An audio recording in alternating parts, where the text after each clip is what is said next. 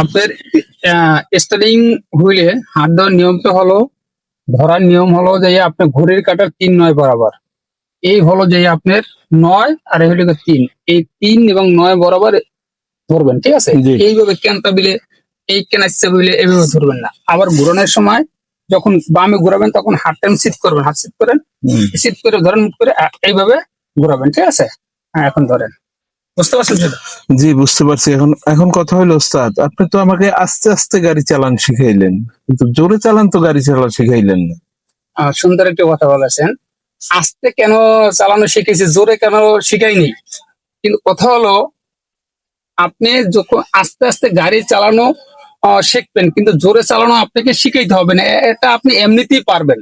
যেমন ছোটকালে যখন আপনি শিশু ছিলেন, তখন আপনার আব্বু আম্মু আপনাকে হাঁটা শিখাইছে, কিন্তু দৌড়ানো কিন্তু আপনাকে শিখায় নাই, শিখাইছে? না না। আপনি পরে যখন বড় হয়েছেন তখন কিন্তু দৌড়াইতে এমনিতেই পারছেন নাকি? জি জি। আর ছোটকালে যদি দৌড়িতে গেছেন তাহলে কি পড়ে গেছেন, উপরে পড়ছেন, মানে আচার খাইছেন, এরকম না? জি এবং যখন ছোট ছিলেন, যখন পড়াশোনা করেছেন, তখন আপনার শিক্ষক কিংবা আপনার আব্বু আম্মু কি করেছে, কলমটা হাতে দিয়ে, এরকম কলমটা হাতে দিয়ে ধরছেন, পরে ঘুরাইয়া ক অক্ষরটা লেখাইছে, তাই না?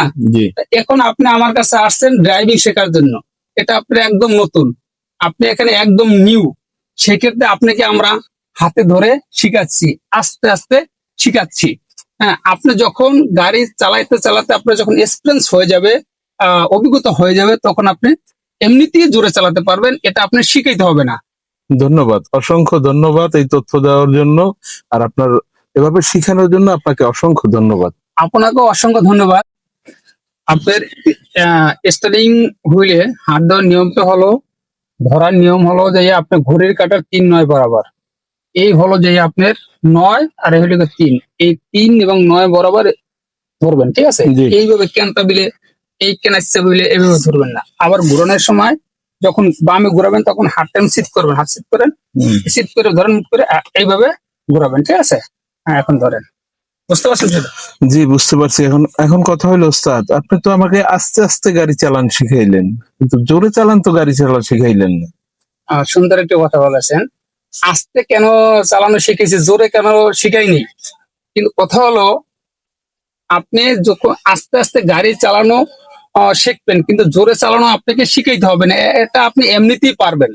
যেমন ছোটকালে যখন আপনি শিশু ছিলেন, তখন আপনার আব্বু আম্মু আপনাকে হাঁটা শিখাইছে, কিন্তু দৌড়ানো কিন্তু আপনাকে শিখায় নাই, শিখাইছে? না না। আপনি পরে যখন বড় হয়েছেন তখন কিন্তু দৌড়াইতে এমনিতেই পারছেন নাকি? জি জি। আর ছোটকালে যদি দৌড়িতে গেছেন তাহলে